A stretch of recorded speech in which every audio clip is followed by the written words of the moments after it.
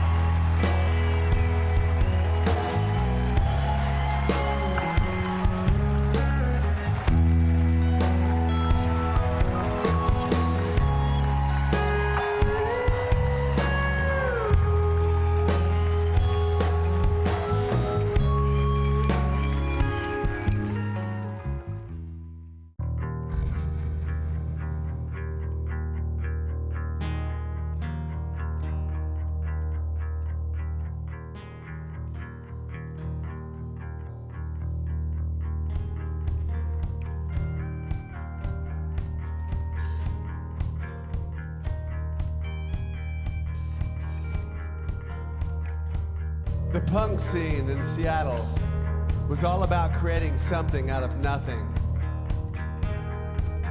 There was only one bar that booked punk bands, the Gorilla Room.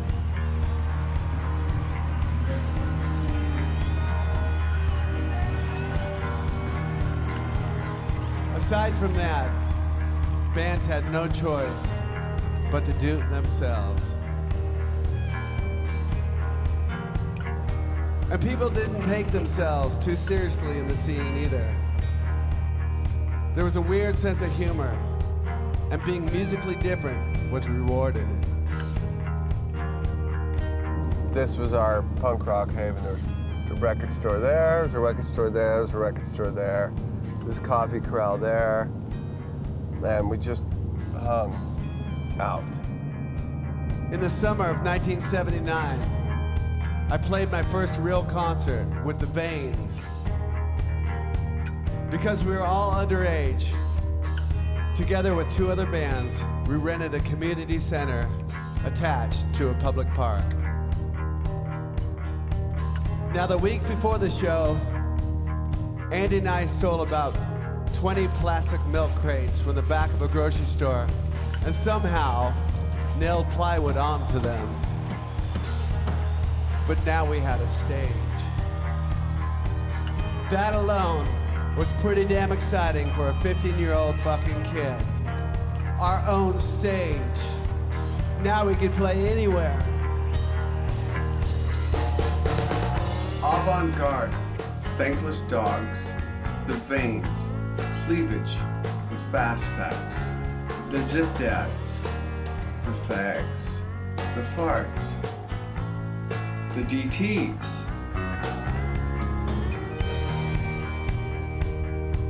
This punker dude in our neighborhood who had like a pink mohawk heard that I played bass, and he asked me if I wanted to start a band with him, and my buddy Andy, because Andy played drums. Chris Crass, that's the guy with the pink mohawk. He doesn't have a pink mohawk anymore. That's Andy, it's the best friend I grew up with. He's the drummer.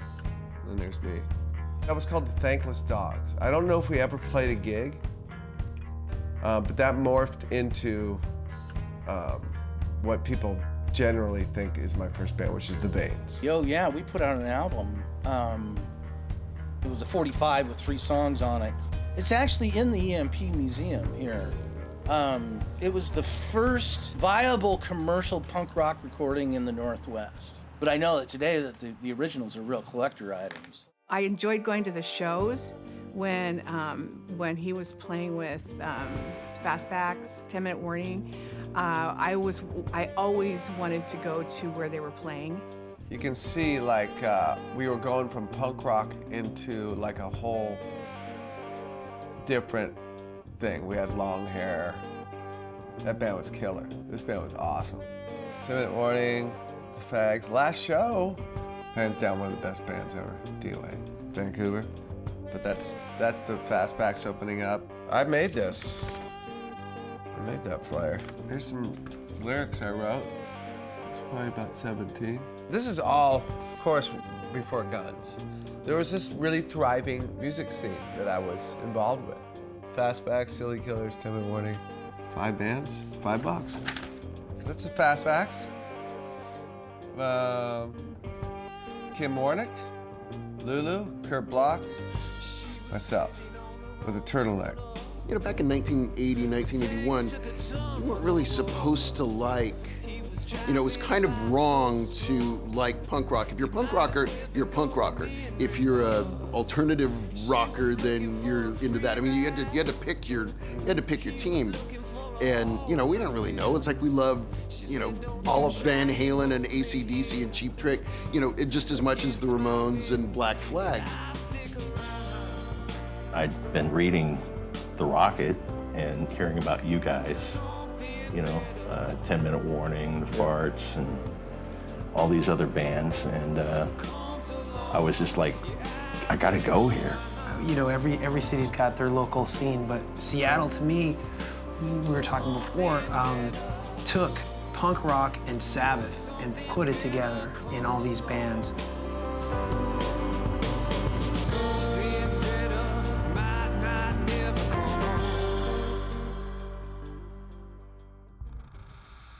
For 20 years, my mom and dad had 8 children. Myself is the oldest, John, and then Carol, unfortunately, who has departed us. And then we have Mark, Bruce, Claudia, Joan, Matt, and then Duff. I started smoking pot at a really young age, 4th grade to be exact. I took my first drink in the 5th grade and tasted LSD for the first time in the 6th grade when I was offered blotter acid by an 8th grader on my way to Eckstein Middle School in Seattle. I first snorted coke in the 7th grade too.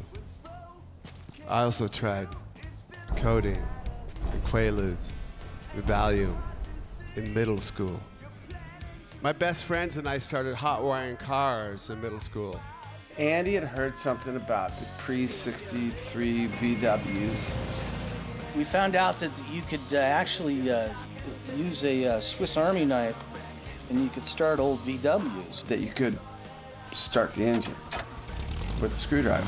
At the dashboard. I don't want to give all the tricks away. We stole a few cars. I was actually a little more prolific at it than Duff was. We'd go to these parties like over in Ballard, which is far from where we were from in Seattle. And we'd have to walk or take the bus. Now the bus stopped running at 1:30. We couldn't take the bus, so that's a long walk. How am I going to get home? Hey, you steal a car, go home, you know, dump it a couple blocks away and you walk, and no harm, no foul. We always called it borrowing. We didn't call it stealing. But I was involved in more car thefts than I can count, and more than I care to remember. But Andy, I think at the end of his run, it was something like 112 cars he stole. I lost count after 200, but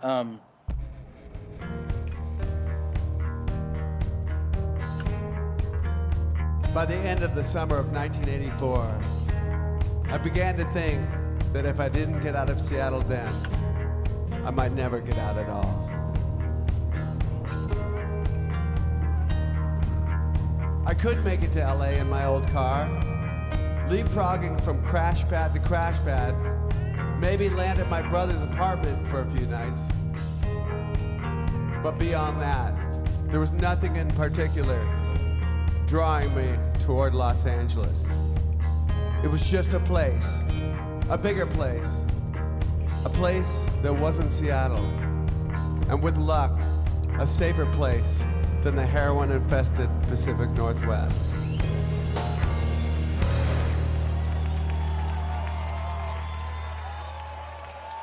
What kind of destroyed all of that excitement was in Seattle was the heroin coming into that city. It was just like this dark cloud came in and just took all the fun away.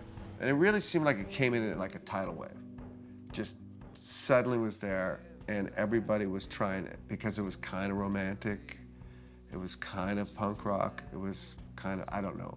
But once you know, any opiate, once you're got a little bit of a habit, you're kind of just in. But it became an epidemic. You know, I think when I saw it take out these guys who were so full of life, you know, who were smart, all smart guys. Like, I was too young to even take it all in.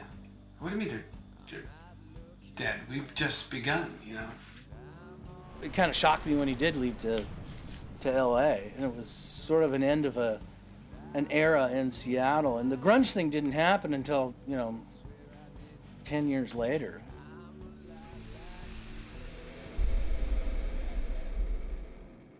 He was really motivated to be a musician in Los Angeles. I don't think he was motivated to be a well-known musician. I just think he wanted to be able to get into the music scene down here and get into a band.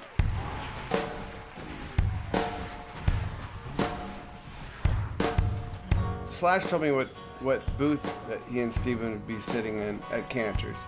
I knew to walk in and look to my left. I put an ad in the Recycler for a bass player, influenced by Aerosmith and Alice Cooper, and I'm not sure who else in there. And he called, and I had him meet me at Cantor's Deli. You know, I assumed because his name was Slash, I thought he was probably a punk rock guy, an old punk rock guy like me. And in walked this, 6-foot-plus guy in a red and black, full-length trench coat, hair to the ceiling, and like that. I said, that's got to be him. He had this sort of punk rock thing going, but then he had sort of had the Hanoi Rocks thing going, sort of a fusion rock and roll punk kind of deal going on.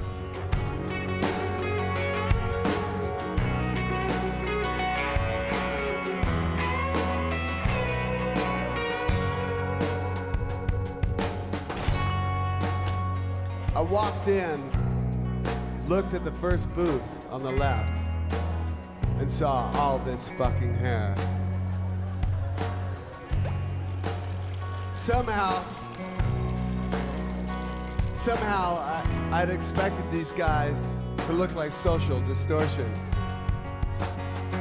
Instead, even though they appeared about my age, the dudes in Road Crew had long hair and rocker chick girlfriends. If the sight of two long-haired rockers from Hollywood was a shock for me, I could hardly imagine having to talk to them. Of course, with my short, day-glow blue hair and long pimp coat, I must have looked like a Martian to them too. And both parties were a little surprised and curious when we first met face to face.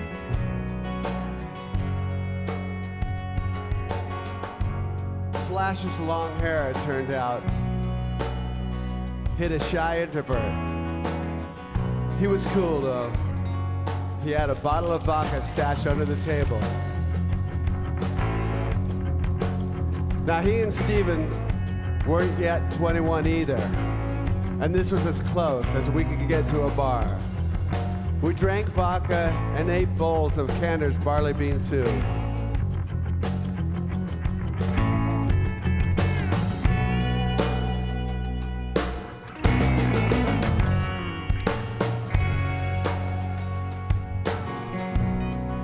And Steven Adler, he was really nice.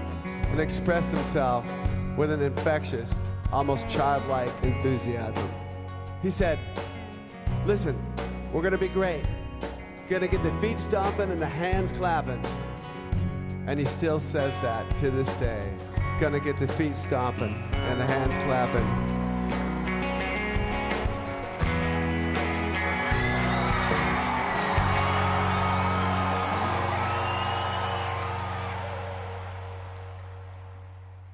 And then going back to Slash's house that night after we talked at Cantor's, and he started playing guitar. I was like, what is up with this guy? He had a snake, you know, and thing, he had the snake out. Like, she's such a sweetheart. Like, it's a snake, dude. I don't know about this sweetheart. And you're playing guitar like that? When I showed up at my first GNR rehearsal in late March 1985, Axl and I said hi to each other and started joking around about this and that. And I liked him right away. Whoever was running the sound then asked Axl to test out the microphone. And Axl let out one of his screams, and it was like nothing I'd ever heard. There were two voices coming out of him at once. I suppose there's a name for that in musicology. But all I knew in that instant was that this dude was different and fucking powerful and fucking serious. And as for Izzy, he wasn't from the school of fancy guitar playing. More a Keith Richards than a Eddie Van Halen. Not only a great songwriter, but in my eyes, the baddest man walking the planet.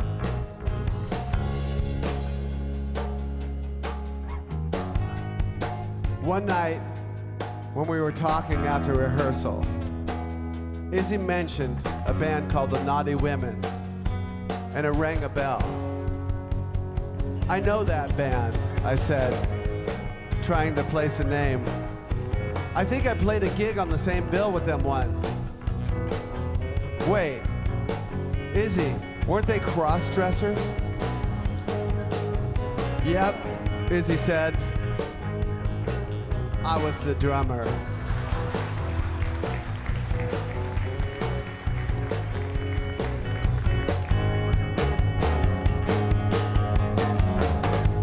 Finally, Slash and Steven agreed to come to a rehearsal just days before a previously scheduled June 6th gig at the Troubadour that was supposed to serve as a warm-up for our tour. We met at a space in Silver Lake. We rented it for $6 an hour, and that included a drum kit. From the moment the five of us leaned into our first song, we could all hear and feel that the fit was right. The chemistry was immediate, thunderous, and soulful. It was amazing, and all of us recognized it instantly. There had to have been some sort of meant to be kind of thing going on, because Duff ended up there, Izzy, Axl, Steven's from Cleveland. I mean, and we were the only guys that could make up that band. We knew we had to make it on our own, and after our Seattle road trip, failure was not an option with this crew.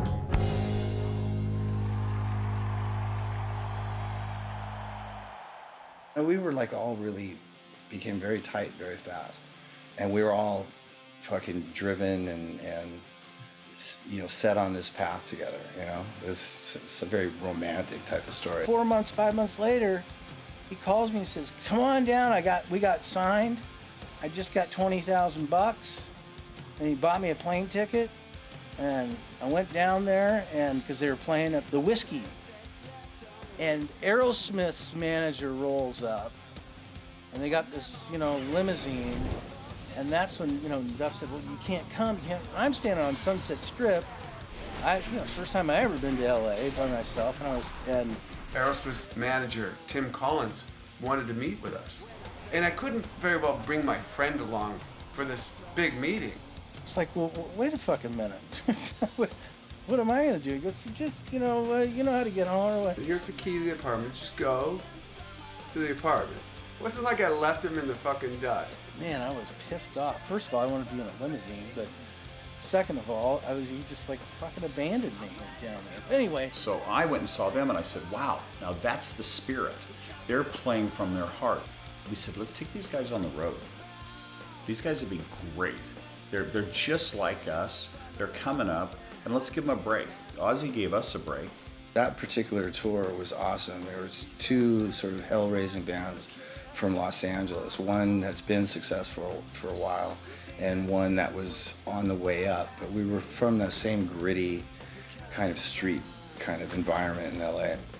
And we knew each other, so it was just cool. But yeah, and then it was just like, whew, it was just like, it just took off like a jet. In early August 1988, we were sitting backstage one day when some people from our record label came in with a sheet cake from the local grocery store. Congratulations, they said. You're #1. I remember thinking, wow, a fucking sheet cake.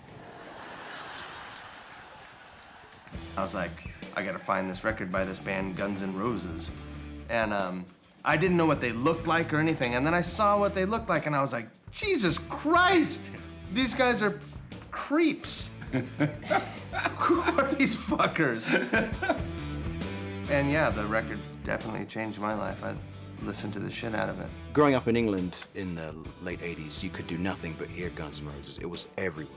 When Appetite came out, I played it over and over and over again. I worked at Aaron's Records, which is no longer there, on Melrose, and the original copy with the original cover came in, and I would always like grab one and put it in the back, and there was stickers in it and everything, and then they changed the cover, and then there was that one, and then I had the EP, so I loved it. I learned to play just about every instrument from that record. I learned every song on guitar and bass, and I got a crappy drum set, and I learned to play drums from that record. I would have this boombox, next to the kit, just every day, the cowbell, and just the perfect record to learn to play drums on.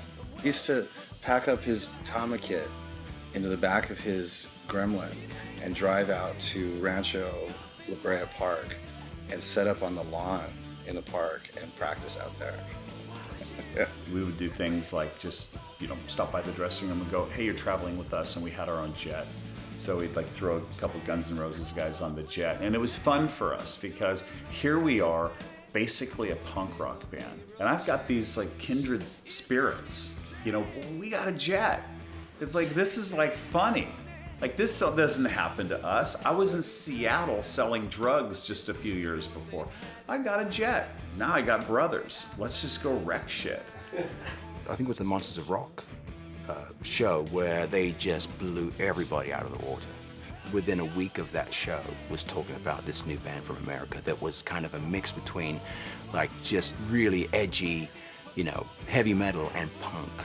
A trippy phenomenon to be inside of, because you go out and tour, and we come back to LA, and everybody, we were gone for a year and a half. We came back, and everybody's dressed like us. The Guns N' Roses and the big shows, that stuff made me uncomfortable.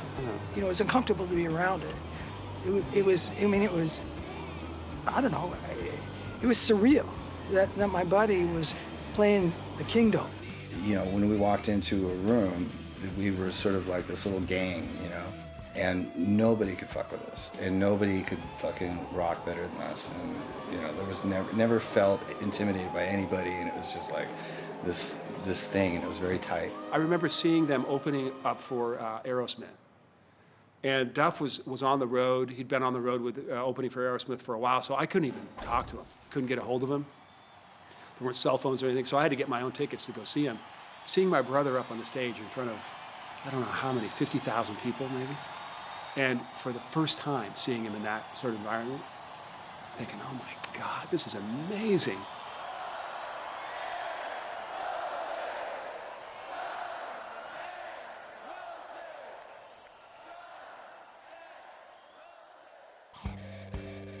On Christmas Day, 1989, I gave her the Halliburton luggage Aerosmith had given me and asked her to get out.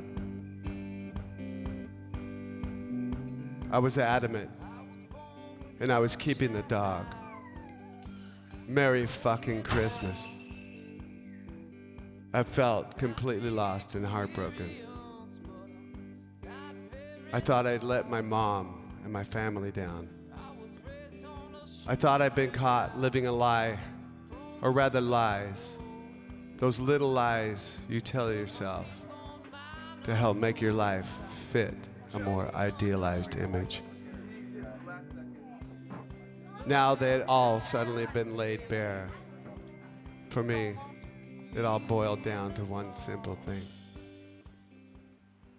Just like my dad, I thought, in whose footsteps I tried so hard not to follow. It was awful. It was awful. We got to see right before us, infidelity on my father's part. We got to see our mother break down. We would be there, picking up the pieces of what my father left behind, including each other.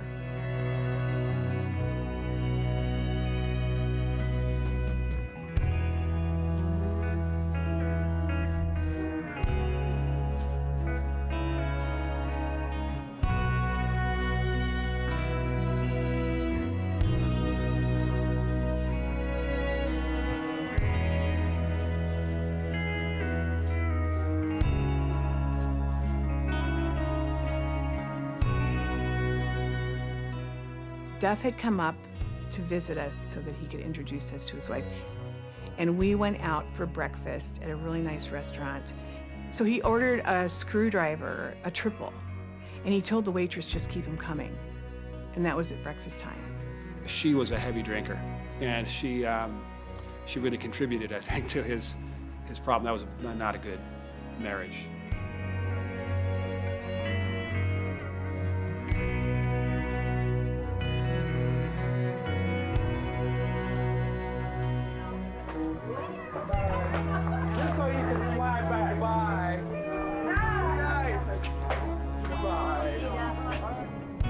A lot of people around me hope that once the day-to-day pain of the marriage and its immediate aftermath faded, I would be able to pull back a little from my everyday vodka habit.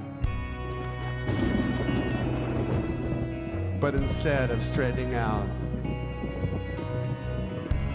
I kind of fell apart. My drinking had taken off as the marriage went sour. And when she left the house, I started to add more drugs to the mix. My first drink of the day slipped forward from about 4 in the afternoon to more like 1.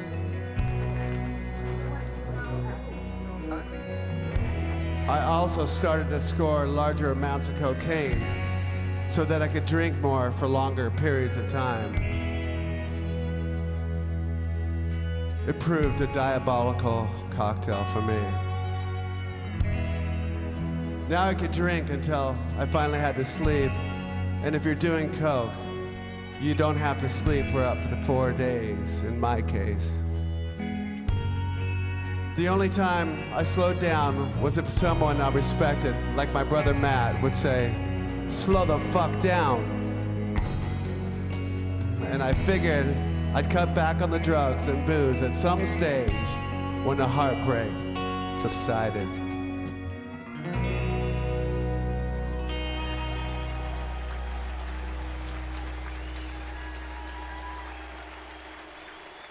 The concern for me mainly came from the anxiety that he was having.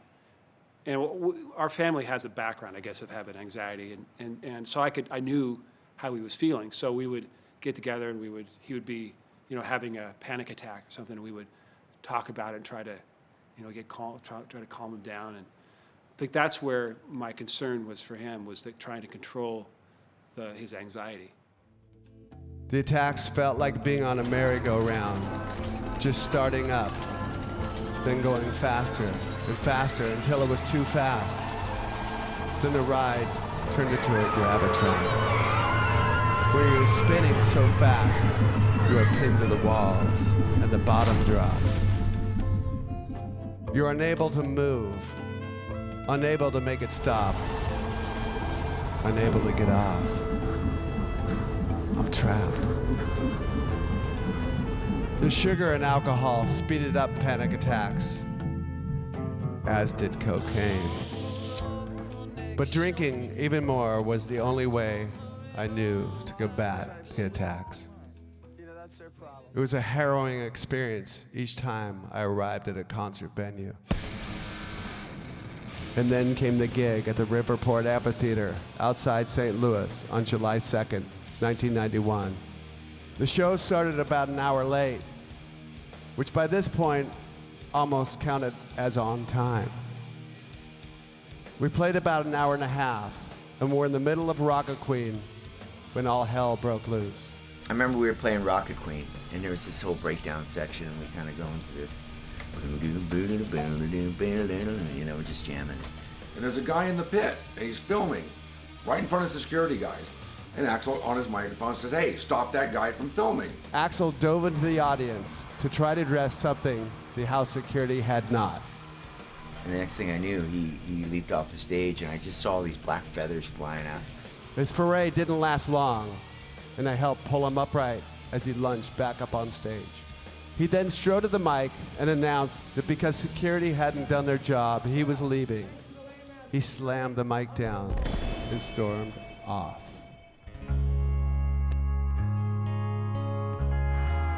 It was like a mob scene, you know. You saw the crowd kind of gradually turn into a mob.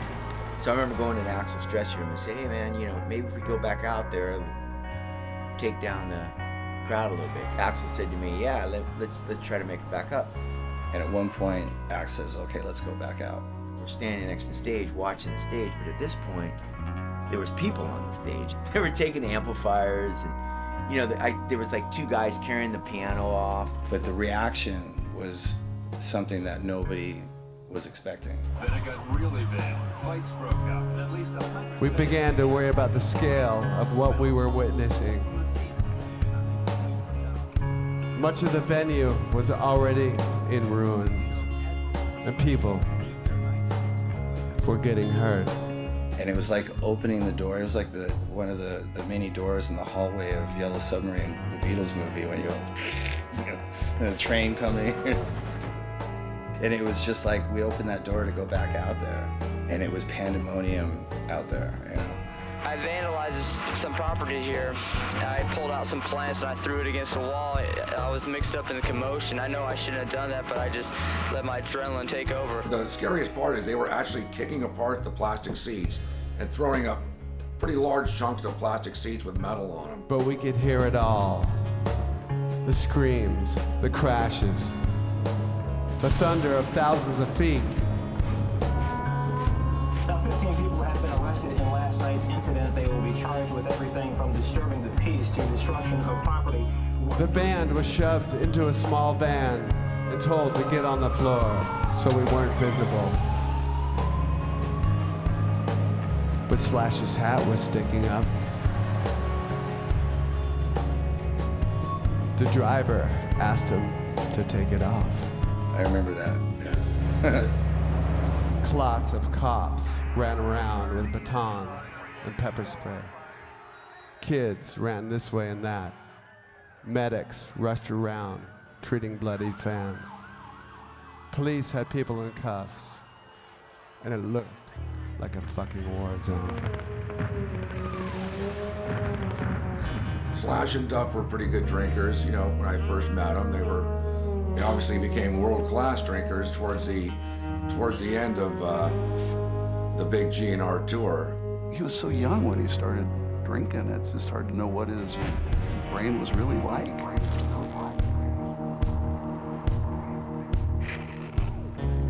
We used to get up every morning, make a fucking cocktail of a big solo cup of vodka this high with a splash of cranberry juice. And we did about half gallon to our heads a day just out of the refrigerator.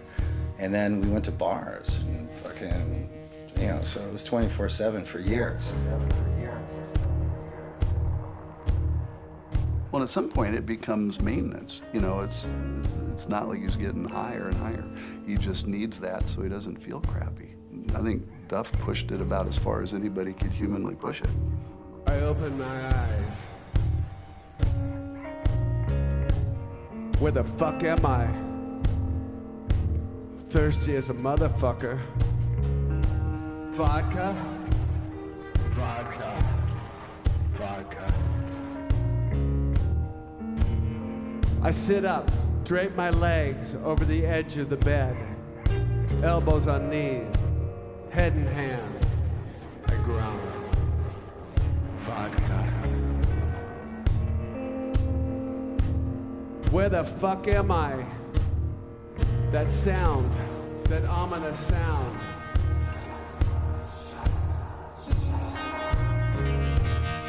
Scheisse. Not a good word. The change in tone. The bad rumble of a stadium of fans becoming foes. Again. Not again. That much vodka and that much cranberry. He would take his first sip of it and he would realize right off the bat that it wasn't the mixture that he wanted, so he would just chuck it into the barricade and he'd look over at me, turn his back and go. And I'd have to make him a proper one, unfortunately. So. He could go through and would go quite frequently through a half a gallon and a fifth of vodka in a day. I spit on the hotel carpet again and rub my eyes. Knock at the door. Thank fuck. Ice. I pour a tumbler of vodka over the fresh ice cubes. Back in the jet, snort some more coke. Vodka. Vodka. Vodka. No, Izzy.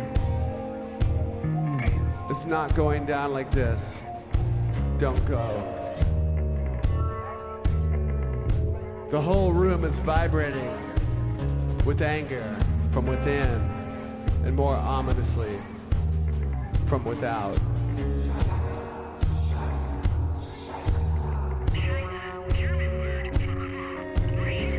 I see the line. I'm standing with my toes right on it. Time for a line. I've got to sober up. I disappear behind a stack of amps. Get me the fuck out of here. Wembley, vodka. Only an hour and a half gone by since the openers. On we go. I can stand. I can see. Izzy, this was your band. This was our band. Our band. This is a fucking war of attrition. You know, I remember when he decided he was going to stop drinking. I remember I went to his house and, you know, he was holding a half gallon of wine, Gallo. He says, "I stopped drinking," and he's holding a jug of wine. You know, I said, "What's that?" He said, "Oh, I stopped drinking vodka." I tapered off of vodka. I was drinking wine, which I thought in my head, you're trying to, like, okay, wine's less potent than vodka, but not if you're drinking 10 bottles a day. I mean, to be honest with you, from my experience, it's like, if you're a drug addict or you're an alcoholic, which to me is the same thing, you know, that you have that thing. Like, it doesn't go away. Duff definitely had a blackout period. I mean, I wasn't aware of it at the time. You know, he definitely had that. He was at that point where he didn't remember a lot of the stuff that we had been doing.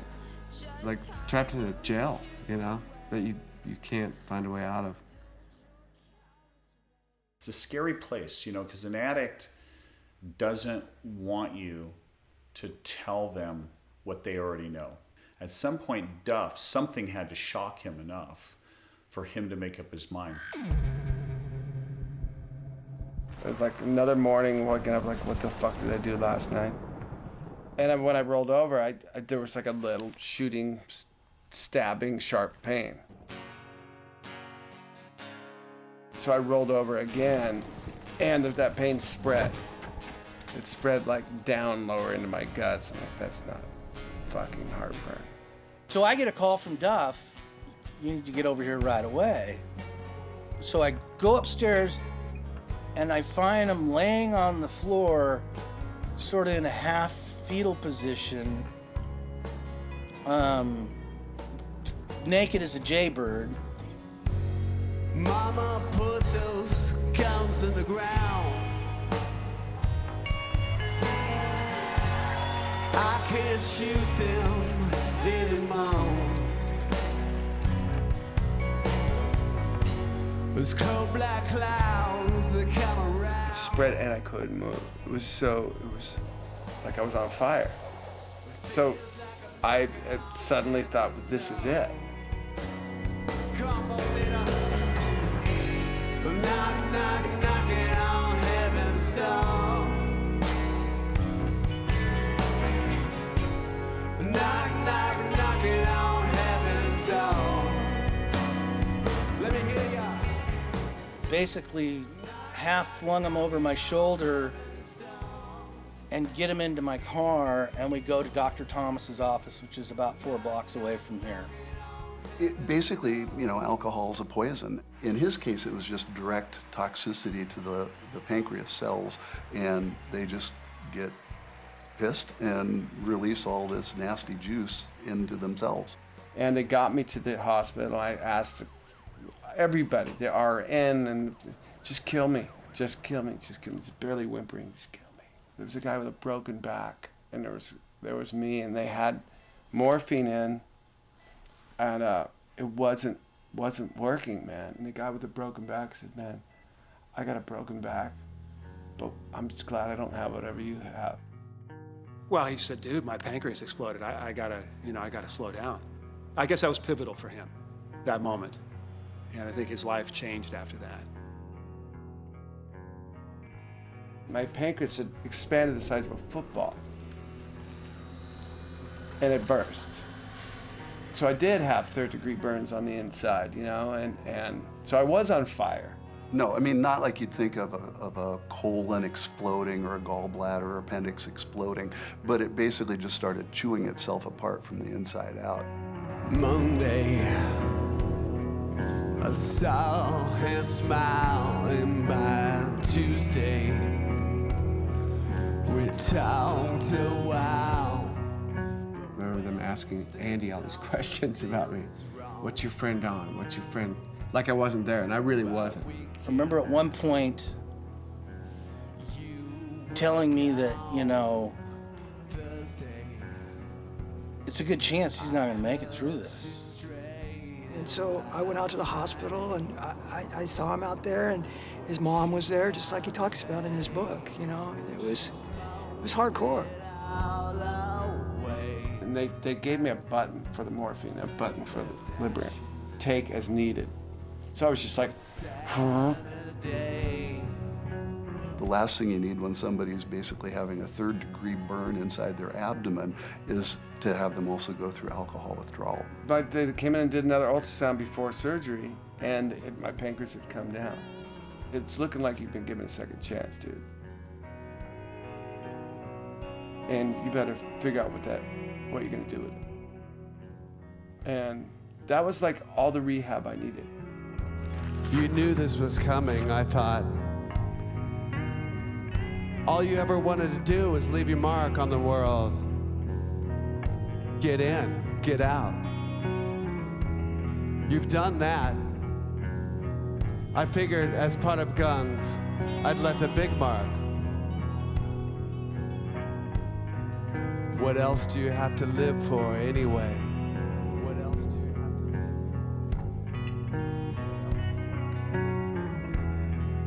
to... I'll never forget when my mom came to the hospital to see me.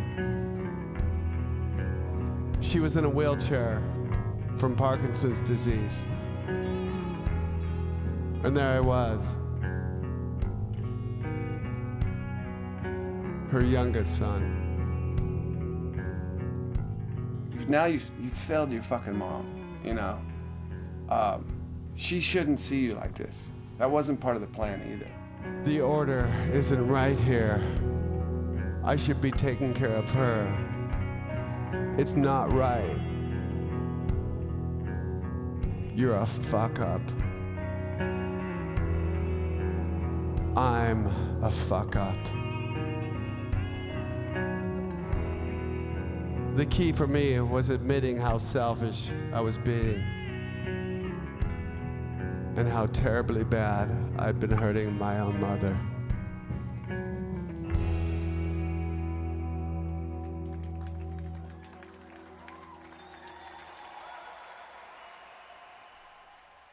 Who knows what the crystal ball ever holds, right? But, you know, if he hadn't stopped drinking, I don't think he'd be here. You know, he really would have pushed it to the point where there's no coming back. I'm Thundering Iron Horse, known as Benny the Jet Urquidez. I'm what they call the troubleshooter.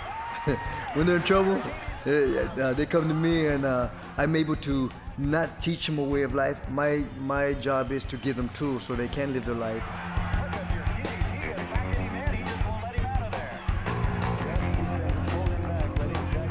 I teach the art of war. I teach the art of mental warfare, physical warfare, spiritual warfare, character warfare. You know, I turn people inside out, and so they can see themselves. And sometimes, a lot of times, we hide it very well.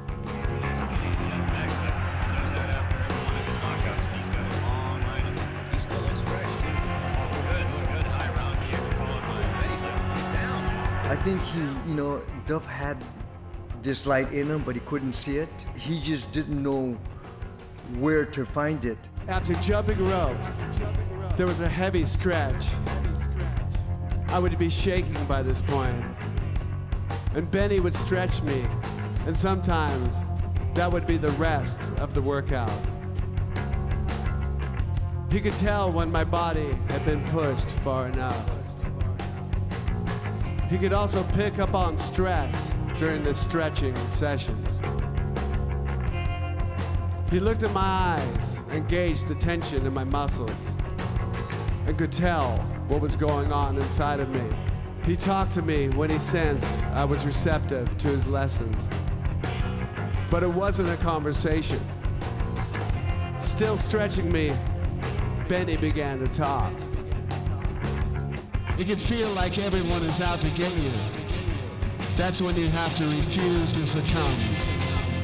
Make people realize you are a force. But you also have to give and take in these situations.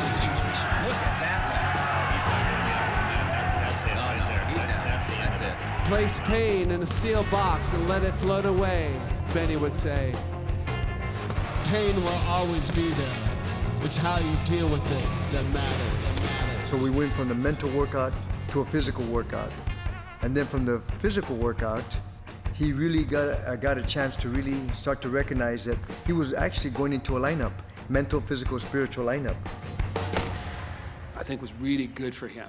And to really get into that and have such a great mentor in Benny, calming and had great, very, very wise and just a great influence on Duff. And I think that was a big part of helping him get his life back on track. Everybody, after you get done with a self-destructive habit, whichever one it is, you have to channel that energy into something else. And when you quit, and that was the direction that he went. He's like, do you want to go work out at the Washington Athletic Club with me? And I was like, yeah, man, I'll fucking work out with you. Sure. It was the fucking worst day of my life. Like, his warm-up at the gym was more than my sort of whole 3 workouts. And after each step, I'm like, okay, where's time for the shower? And he's like, okay, now we're gonna go hit the bag. And not many people get first chances. Not many people get second chances. I mean, it seems like he's got 9 lives. And I just was very impressed by the fact that he could, after what he had been through, that he can totally turn his life around now.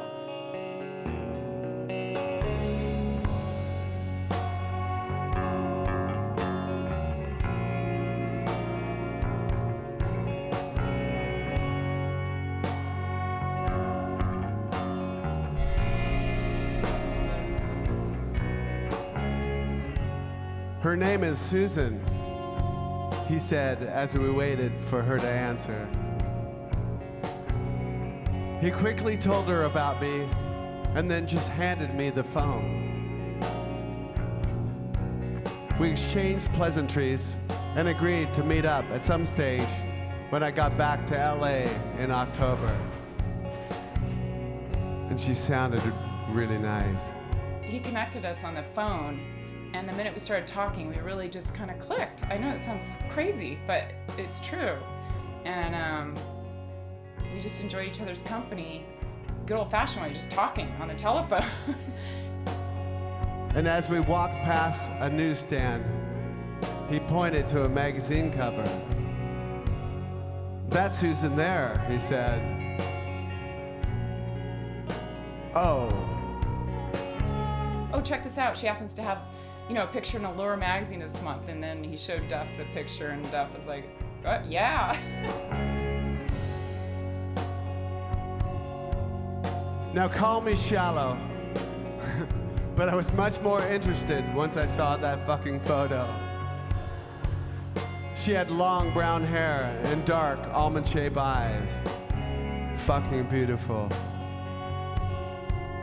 She was nearly naked in the shot too, and her body was absolutely slamming. "Yeah," Stain said, reading my mind. "She's the real deal." I didn't want to say it, but the famous fashion photographer Steven Meisel gave her the nickname The Body after one of their shoots. "What's the body's last name?" I said. "Holmes." She was 5'11", and I fell in love with her in that very instant. And we were pretty much inseparable ever since. I think that they just got together. It was just a great, great match. Yeah, I think that all the bad stuff had already happened to him, and so when she came along, she, I don't think ever saw any of that. For all who have touched the lives of these two, have helped them on their journey, who are their friends now and will be always, we pray to the Lord. Lord, hear our prayer. I, Duff. I, Duff. Take you, Susan. Take you, Susan. To be my wife. To be my wife.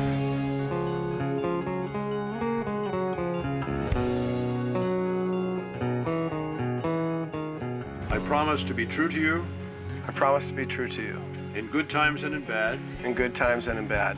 In sickness and in health. In sickness and in health. I will love you. I will love you. And honor you. And honor you. All the days. All the days. Of my life. Of my life.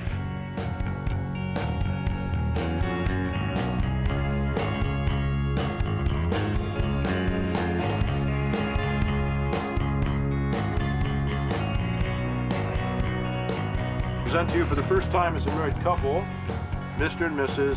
Duff McKagan.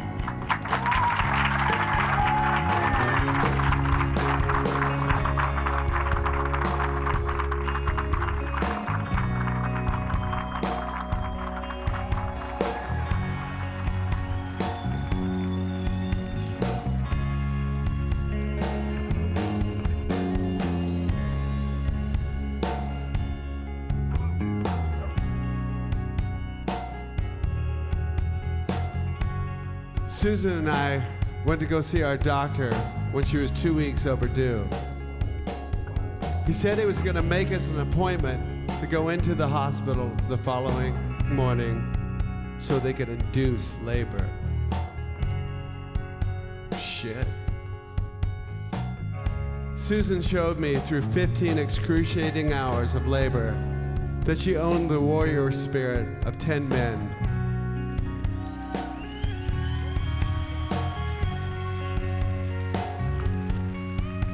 She powered through all of that pain and confusion. I know she was more scared than she'd ever been in her life. But she never quit, and she never cried. And then it happened. Our daughter. My daughter? My baby girl. I have a baby girl. I have a baby girl.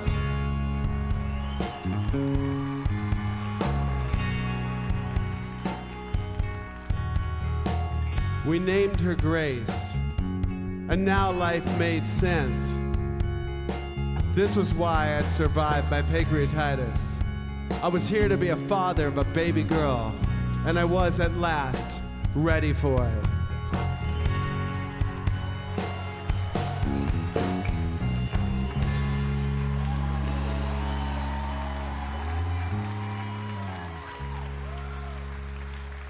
And then we were blessed for a second time. Susan gave birth to our second daughter, May. She was a big, round Buddha baby, but Susan's labor was much shorter and easier than it had been with Grace. I never thought my life could be this full. For a middle name, we gave her Marie, after my mom.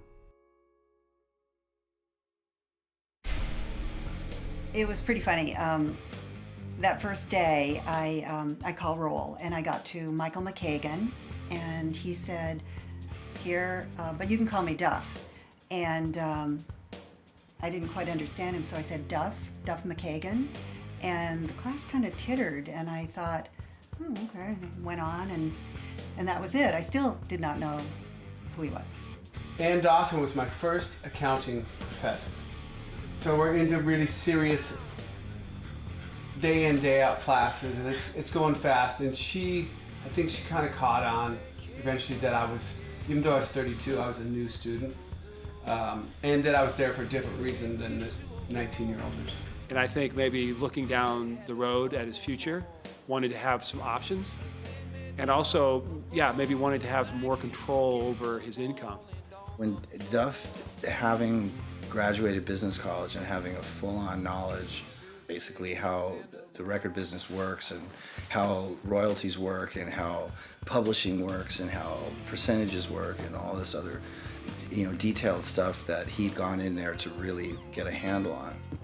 He was a stellar student, and I'm not really talking about A's, B's, and all that, although I think he did very, very well. But he was a very interested student.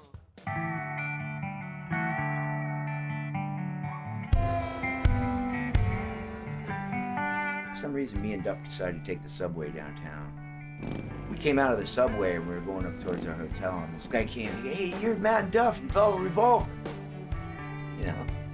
And we'd been these guys from Guns N' Roses their whole life, And we were like, oh yeah, we are. That was a really good moment for us. We have a new life, a new beginning, which was cool.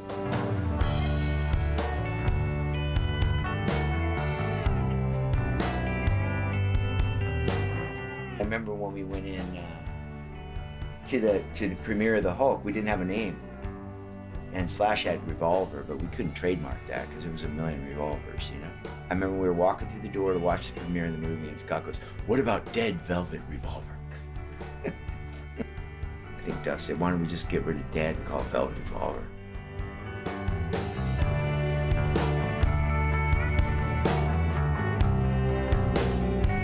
And it happened almost overnight, and it was just all about Velvet Revolver. And that band really, I think, came along at the right time, just like Guns had in 1987.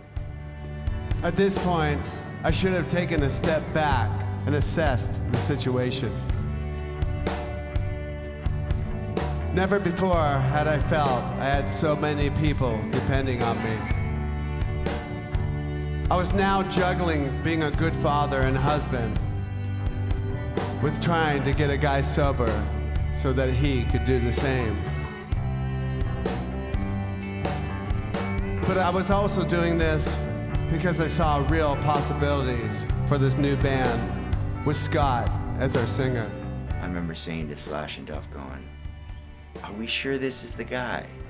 It's like marrying a stripper or something, you know what I mean? It's like, you're in for trouble. With the national exposure, there was a lot of interest in Velvet Revolver. And for the first time ever, I was mixing the spiritual healing of martial arts with commerce. And it was major success. The record went to #1, the single went to #1, and We sold a lot of records, and we headlined arenas, sold out arenas all over the world. Seeing Scott nodding and jonesing up there reminded me of some not so pleasant memories. In hindsight, I see that this was the moment I swerved away from the path I'd been on. A path that shielded me from the dark parts of my past.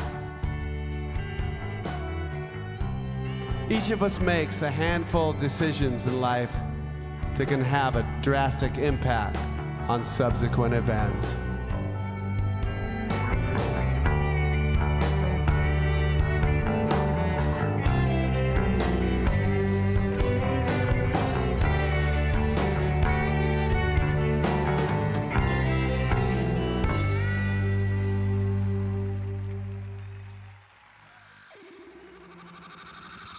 We flew out to New York to master the record, and when the record was finished, we were at Sterling Sound, and high up on a shelf somewhere in the studio there was an unopened bottle of Jack Daniels. And so I fell off the wagon that night. And I remember I was the first one that fell off, and everyone kind of looked at me like I was the Antichrist, It's like, this sucks. I remember this is the fucking most boring shit. I'd go backstage, and they'd be sitting there, these guys would be reading books and shit. And I'm like, what the fuck just happened to rock and roll? Really? Is this how we're gonna do this? You'll get an extended adolescence by being a musician that's working, period. So there's just no rules, really. One of my lowest bottoms during that, and I allowed it. I watched it happen, and I allowed myself to go down that path. I actually was very aware of it and conscious of it, and just kept going down that rabbit hole to see where it was going to lead. And when I finally got to the bottom, I was like, you know what? After all these years and this and that and the other, this sucks. By the end of 2005, everybody was pretty fucked up on something.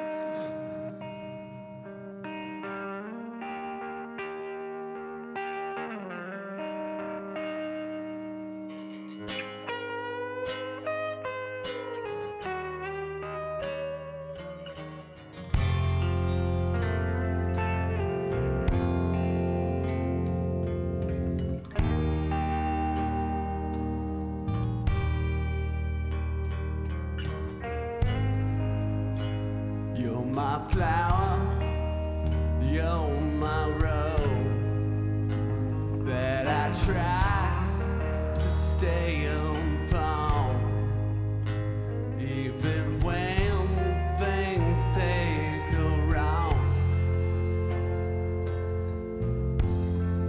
You stay there with me.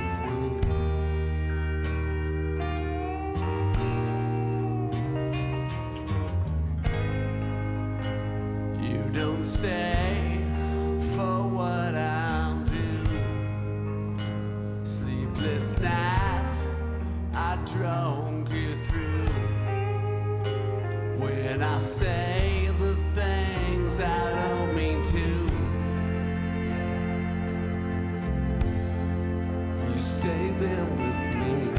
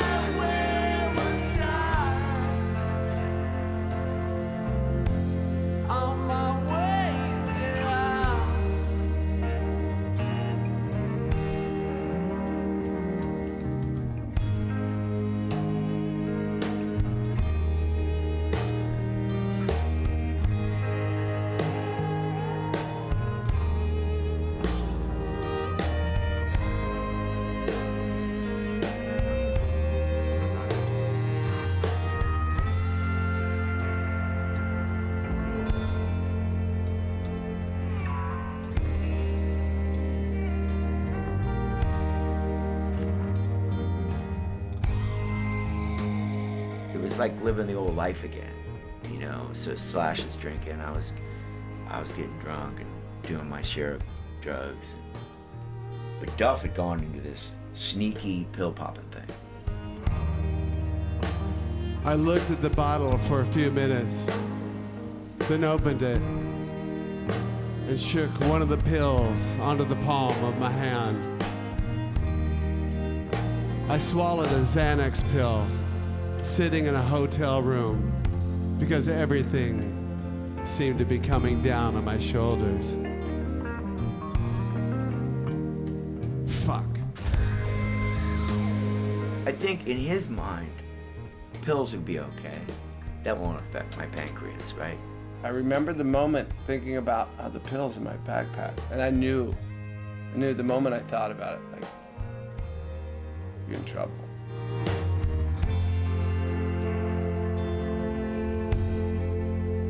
Working a game. And Dave, you know, he's like, dude, what's going on with you? And, you know, I lied to him. That's what you do. I'm like, dude, what did you take today? He's like, oh, I just took some blah, blah, blah, and he bullshitted. You're fucking off the wagon, dude. Xanax is in the same family, actually, as alcohol. It's a benzodiazepine, which is the same feeling you get when you drink.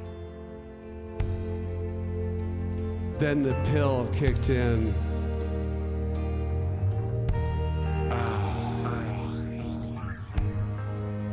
Everything's fine.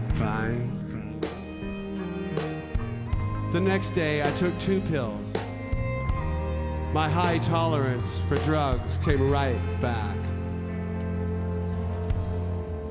By the 3rd day, I was figuring out how to get a hold of more pills. Lots more pills. In a week's time, I was at 22 milligrams, so 22 of those pills a day. He just was like, everything was slow motion. I knew at that point, like, okay, you're taking pills again, and you're not just taking them to fly. When I knew he was in trouble, so I found him on the tour bus, passed out on the toilet in the tour bus. And he was in there for like fucking 2 hours. I'll deal with this soon. I've got what it takes. I'll go cold turkey as soon as I'm home. Soon. Susan had never known me fucked up, so she didn't instantly recognize it. Okay, you're down. You got knocked down. Are you gonna stay on the ground or are you gonna get up? What are you gonna do? Your choice. You wanna die, you wanna live. What do you wanna do? If you wanna die, let me go and get your gun. Get it over with. You wanna live? Let's fight. Get up on your feet. Let's go.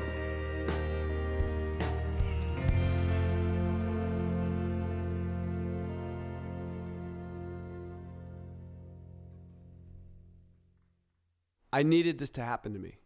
I wasn't bulletproof. It was time to get back to the dojo. That was a real awakening for him. And thank goodness for Susan and the 2 girls, because they really have helped him to be a good family man and papa. Yeah, they got great kids, 2 great girls, and yeah, they're both fantastic parents. He's a great dad. I'm probably the luckiest guy in the world, you know, to have grown up under the tutelage of 7 siblings. Like through all the different periods of my success and going back to school and having kids and all that. You know, my brothers and sisters are pretty grounded, and I think that kept me pretty grounded. And we can talk about Duff a lot and not talk about Guns N' Roses. Obviously, it's part of his legacy, but it's not who he is. It's just part of who he is. And that's what I find fascinating about him. I maintained an idealized Norman Rockwell-like picture in my mind of how our home life should look, until I suddenly realized that right there, right then, I had everything I'd always wanted. A family that needed me. Kids who were excited about something I could actually help them with. And my baseball team on the TV. If only Norman Rockwell had been there to paint this scene.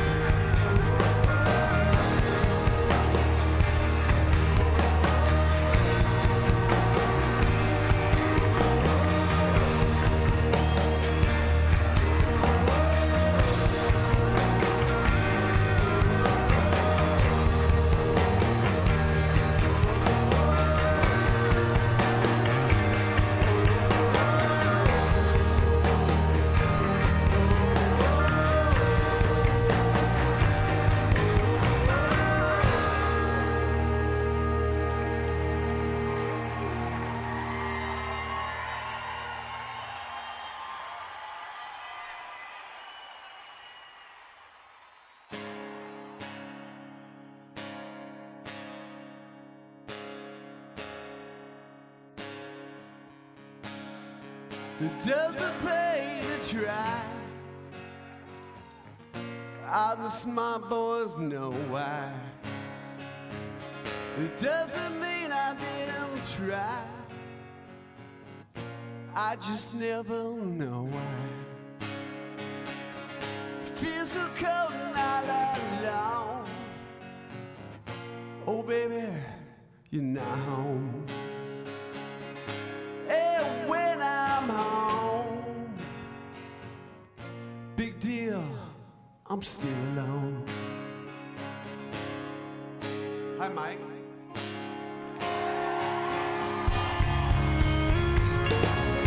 Feel so restless as I am. Bang my head against a pole.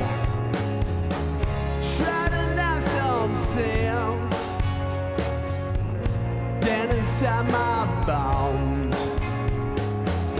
And even though they don't show, the skies are so you can't put your arms around a memory. You can't put your arms around a memory. You can't put your arms around a memory. Don't try. Don't try, don't try.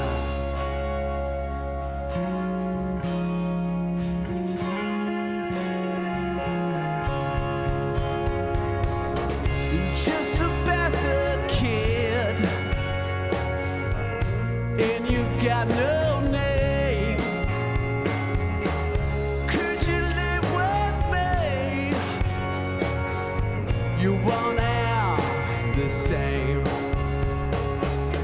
Even though they don't show, the skies are so okay. You can't put your arms around a memory. You can't put your arms around a memory. You can't put your arms around a memory. Don't try. Don't try. Don't try.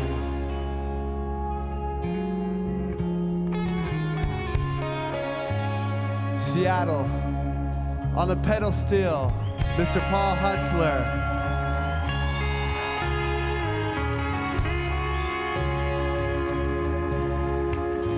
This handsome man to my left, Mr. Mike Squires.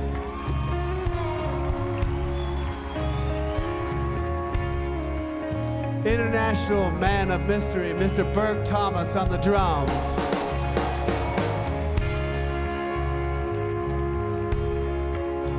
My partner in crime back here on the bass, Mr. Jeff Rouse.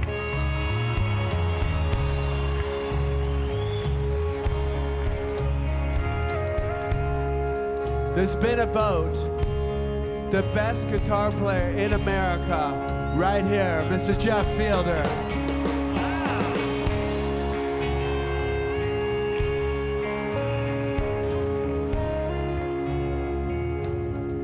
been blessed to have this string quartet here. Put your hands together for Mr. Andrew Jocelyn, Alina Toe, Seth May Patterson on the viola, and on the cello, Dana Olive Tree.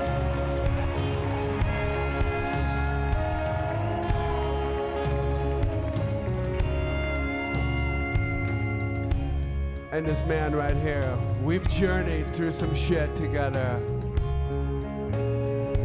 My brother, Mr. Mike motherfucker McCready.